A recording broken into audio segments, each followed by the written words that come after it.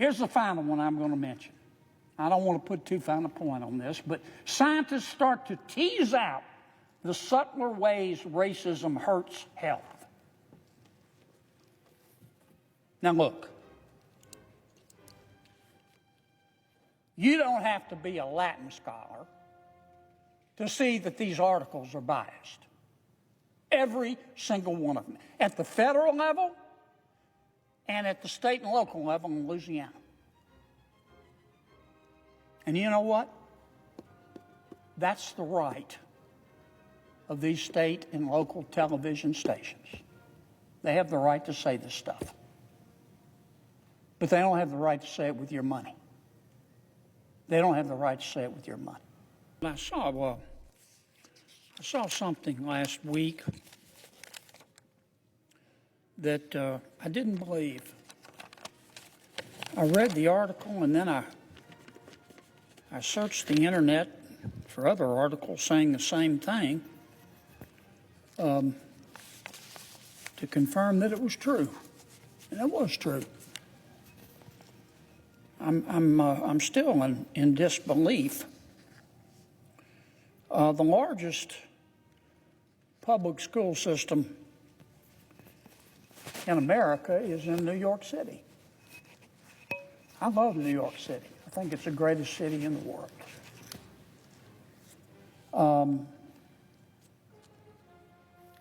And the New York public schools publish a monthly newsletter. It's called, let's see, what's it called? Office of Student Pathways Newsletter. Every month, the public school system in New York City sends this newsletter. They blast it out to teachers. They blast it out to parents, not just in New York City, but all across the country. And in the latest newsletter that they blasted out, they had one of those bullet points that they made in the newsletter that's kind of, when you look at it on the internet, it's kind of pale blue. You can click on it, and it sends you to another site.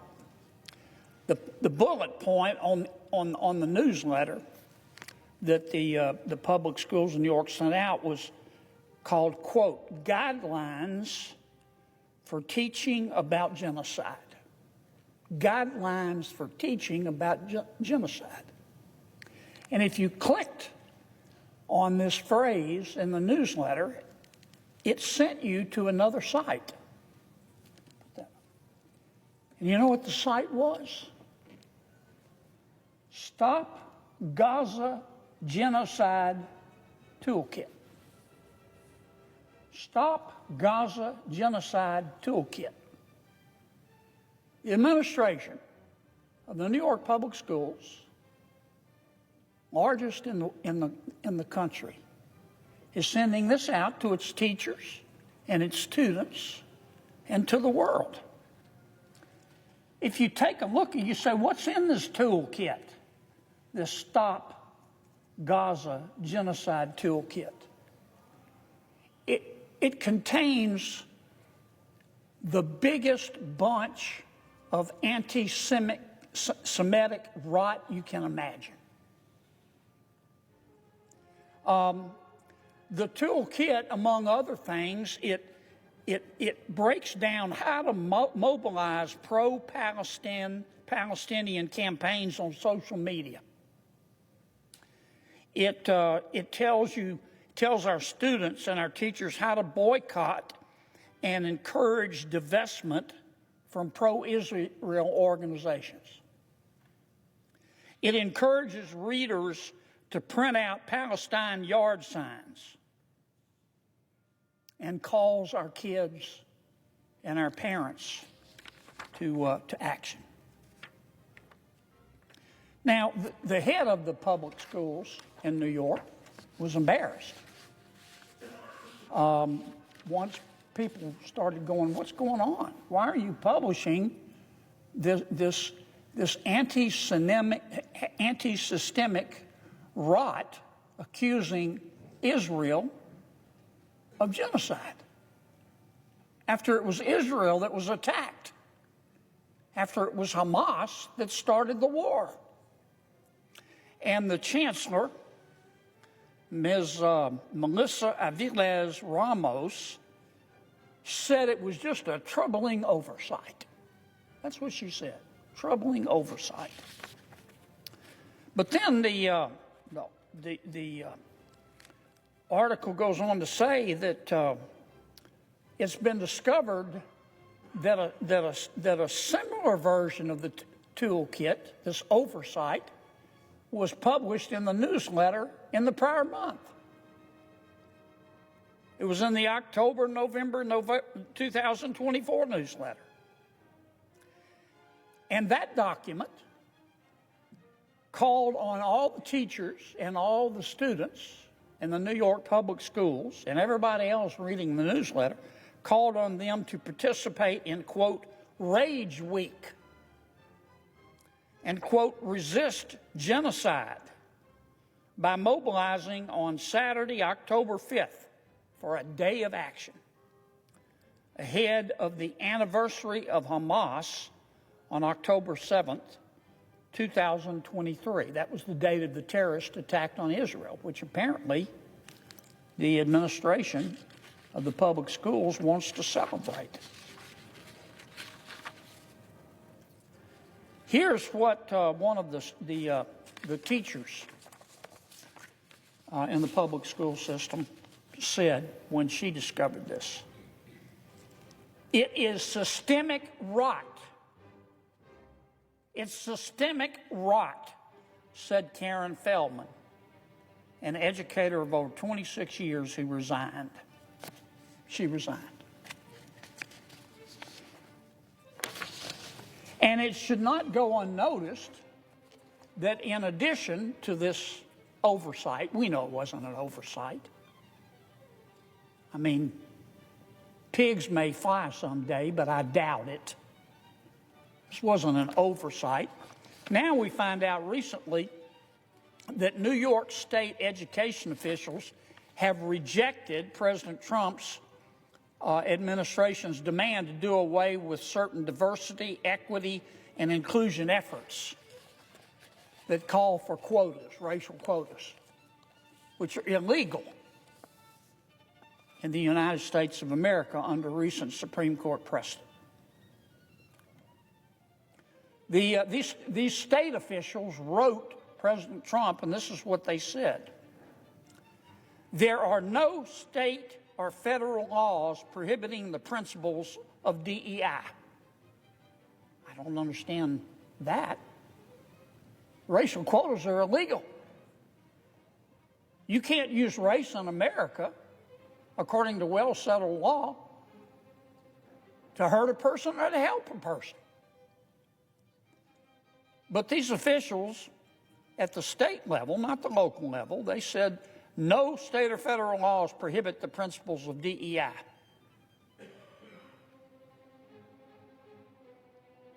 And they said that they are aware of no jurisdiction that the federal government has to withdraw funding. Well, you know what? I hope we find out. I hope we find out. This kind of stuff makes me want to jump out of a moving car. And this is the kind of, in the words of the teacher who resigned, systemic rot, rank anti-Semitism that in New York they're sending to our teachers and our kids and to the world. Let me talk about a second subject quickly. Take that one down, John, and put up the next one. I've talked, and I'm not going to repeat, I've talked a lot about the Corporation for Public Broadcasting and its two cousins, National Public Radio and PBS. The United States taxpayers spend $500 million a year subsidizing these media organizations. I've talked about that. There was a time when maybe we needed to do that, back in the 40s and the 50s, when we only had 3 TV stations and a handful of radio stations. It might have been necessary for the government to get in the TV and radio business, particularly to help our citizens in rural areas. But those days are gone. Now there are all kinds of forms of media. We've got TV, newspapers, radios, we've got the internet, we've got Facebook, we've got blogs, we've got podcasts, we've got cable TV, we've got streaming TV. But yet, the government continues to spend $500 million a year to subsidize the Corporation for Public Broadcasting, the National Public Radio, and PBS. And it ought to stop. It ought to stop. President Trump's talked about it. Many members of Congress have talked about it. I've talked about it on the floor of the Senate. Now, some of my colleagues say the reason it ought to stop is because the so-called journalism being published by NPR and PBS, which get their money from the Corporation for Public Broadcasting, which gets its money from you, out of your pocket, $500 million a year. Some of my colleagues said, well, we ought to stop it because the reporting is biased. And they've marshaled a persuasive argument to that effect. I mean, I've talked about some of the articles that have appeared paid for with the American people's tax dollars. I'm not going to go through all of them, but I'll just mention a couple. Here's one: How Racism Became a Marketing Tool for Country Music. That's pretty fair and balanced, huh? Here's another one: The Hidden Racism of Young White Americans. AP fact check: Trump seeds race animus with COVID falsehood. Here's another one: Biden trumpets economic gains but struggles to get credit.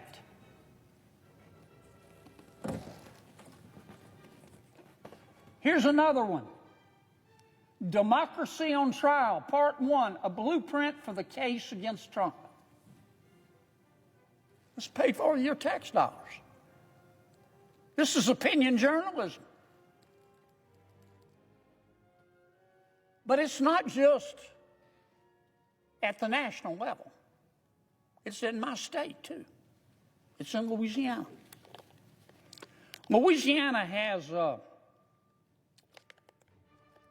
318 radio stations. Only 10 of them get money from federal taxpayers through the Corporation for Public Broadcasting. So the folks who are publishing the articles I just referenced are picked 10 out of 138 in Louisiana and said, we're going to favor you and give you money. My state also has 48 TV stations. 8 of them get federal money, your dollars.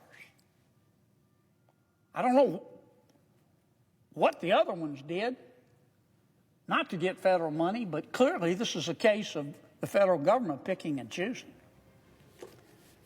Let's see what they've done with the money.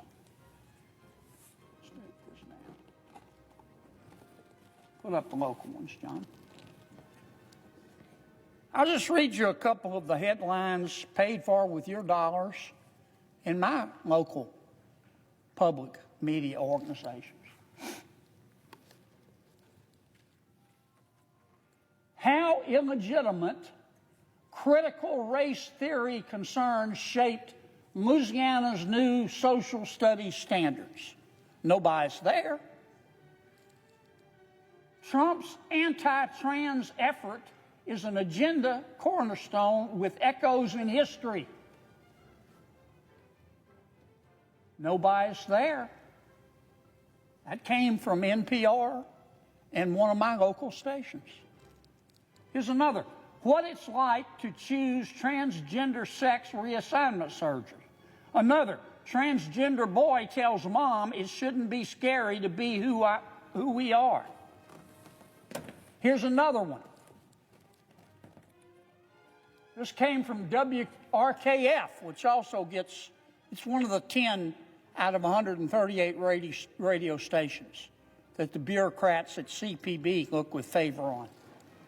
Kids will end their lives. Anti-trans legislation is impacting mental health in the Gulf South. No bias there. Biography examines how systemic racism shaped the troubled life of George Floyd. Nobody has to take responsibility. It's systemic racism.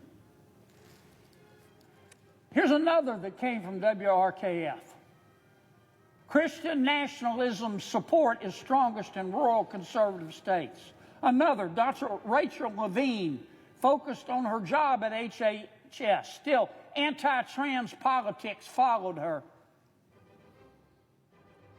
Here's another one by WRKF.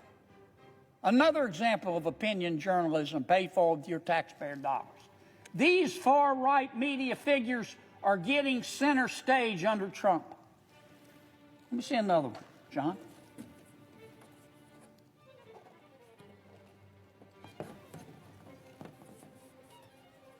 But there's more, as they say on The Price is Right, or something like that.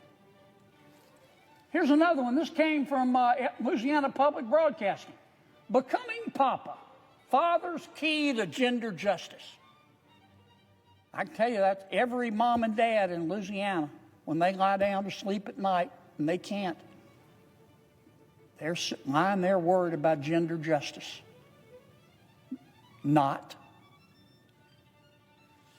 I mean, the article, the title of the article suggests what you ought to believe. That's not fair or balanced. Here's another one. Transgender athletes seek protections to play sports. Let me see the next one, John. Put that one up for me. This is John Lowry, who works with me. He's a fine American. I love this one. This is from one of my local radio stations in Louisiana.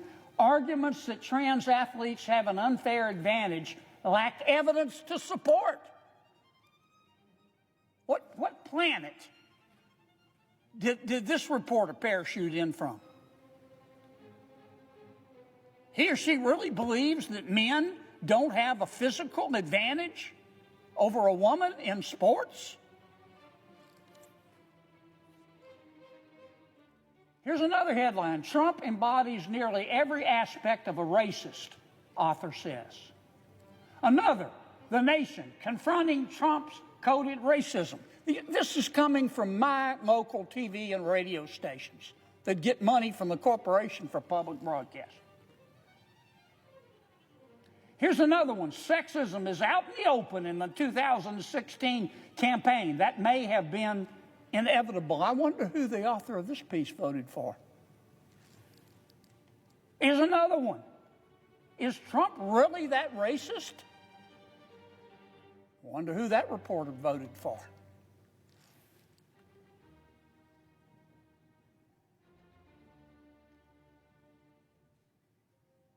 Here's the final one I'm going to mention. I don't want to put too fine a point on this, but scientists start to tease out the subtler ways racism hurts health. Now look, you don't have to be a Latin scholar to see that these articles are biased. Every single one of them. At the federal level and at the state and local level in Louisiana. And you know what? That's the right of these state and local television stations. They have the right to say this stuff. But they don't have the right to say it with your money. They don't have the right to say it with your money. Some of my colleagues are angry at the Corporation for Public Broadcasting and NPR and PBS because of their obviously biased reporting. Now, that's just a fact. No fair-minded American can look at these headlines and say those aren't biased. And some of my colleagues are mad about that. That's not what concerns me the most. I'm sorry they're mad, but that's not what concerns me the most.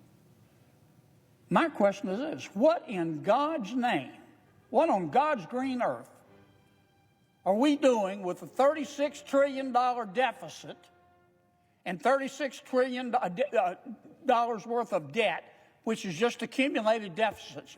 Why are we giving certain TV stations and certain radio stations in America, but not others, $500 million a year?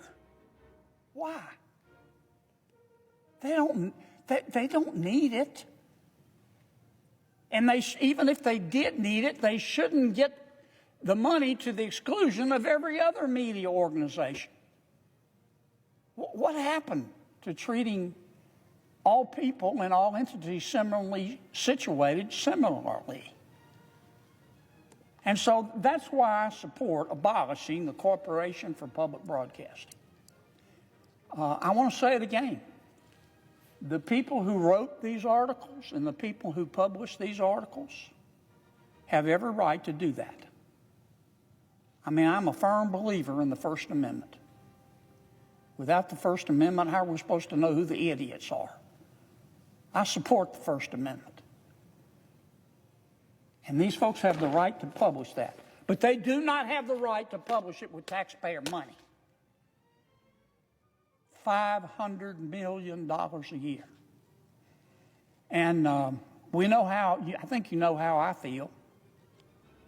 We know how President Trump feels, but I hope the United States Congress, in our reconciliation package, abolishes the Corporation for Public Broadcasting and no longer gives them or any media organization in this country a single solitary dime of taxpayer money.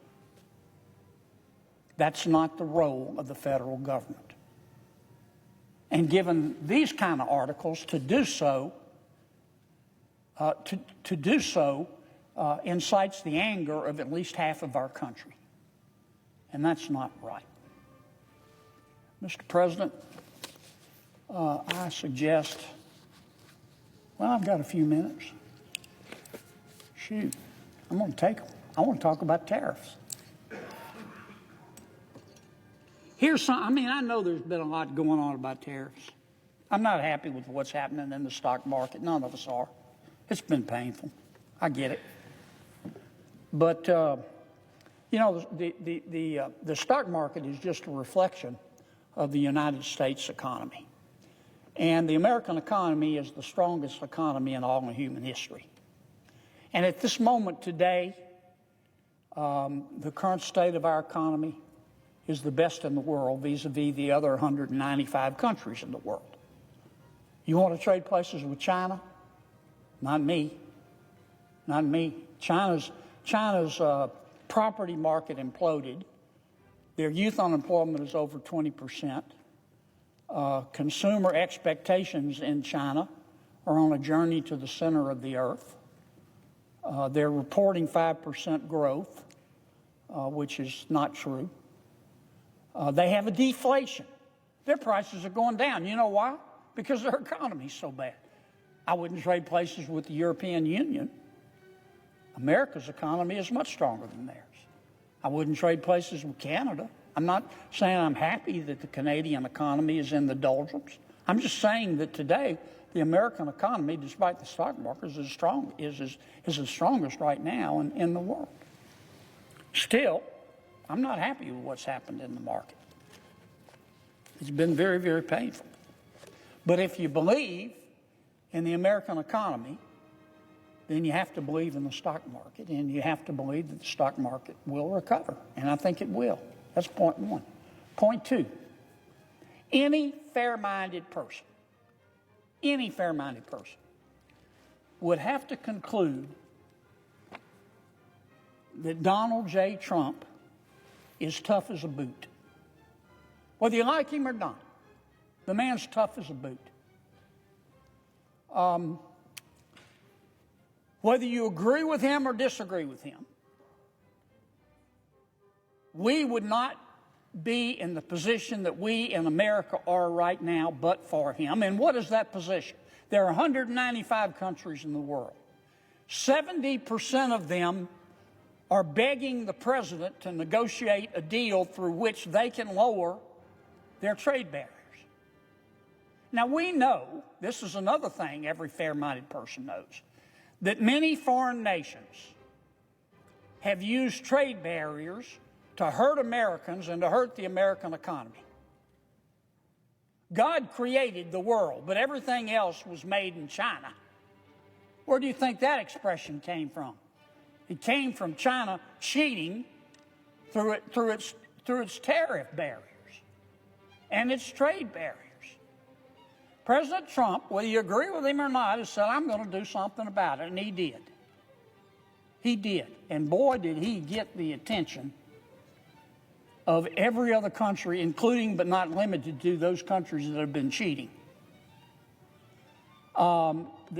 They are now coming to the table. In Louisiana, we say they've come to the lick log. Do you know what a lick log is? A lick log is a tree, a fallen tree that farmers and ranchers used to go to, and they would hollow out a trough, and they put salt and other minerals in that trough in the fallen tree that cattle and horses like to lick, and it makes the cattle and horses healthier. That's what a lick log is. And an expression is when you get somebody to the table, you say they've come to the lick log. Well, President Trump has got these countries, 70 out of 195 have already come to the table and said they want to lower their tariffs. And I think that's a good thing. I've been preaching on this Senate floor for 2 weeks that what Prime Minister Carney in Canada and what President Trump in America ought to do is turn to each other and say, let's have zero tariffs. Zero Canadian tariffs on American goods and zero American tariffs on Canadian goods. Get government out of it. Let good Canadian companies and good American companies compete. Competition makes us better. May the best product at the lowest price win. I want to see that happen all over the world. And we've got the opportunity to help make that happen in the world, thanks to Donald Trump. And I know some people are mad at him, but we wouldn't be in this position with this kind of leverage without him doing what he did. He's a pit bull. He's a Rottweiler. We know that. Tough as a boot. But he's the pit bull that caught the car. And the issue before America right now, and I don't know the answer to it, what's President Trump going to do with that car? I don't know. I listened to his aides on television this weekend. They were all over the place. Here's what I hope he does. Here's what I'd do. I would sit down with each one of those countries that want to lower its trade barriers. Some go to zero tariffs. And I'd say, I'll take a dozen. I will take a dozen. And we'll do the same. That's what free trade is. And both economies would boom. I would take a dozen. And that's what I hope President Trump does. Vietnam is offering zero tariffs. Taiwan's offering zero tariffs. The European Union's talking about it. China's all bowed up, but they'll make a deal. And the only reason they're at the table lowering tariffs is because of President Trump. Take the deal, Mr. President. Please. With, pretty please. With sugar on top. Take the deal. Our economy will roar. It'll be better for the world economy. I would be lying to you if I told you I knew what the president's going to do. I don't know what's in his head right now. I think I know what's in his heart. But I'm not going to try to feign omnipotence here in terms of what the future's going to hold. I don't know what President Trump's going to do. But I believe, as much as I'm standing here, that he ought to take these zero tariff deals. It'll be good for America. It'll be good for the world. He will have won. So, Mr. President, if you're listening, you're probably not.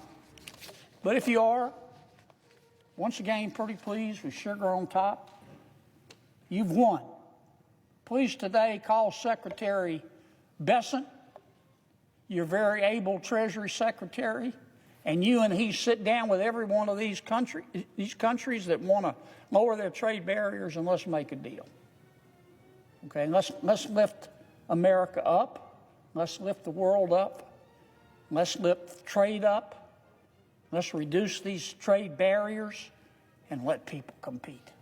Let American businesses compete. Let foreign businesses compete. May the best product at the best price win. That's free enterprise.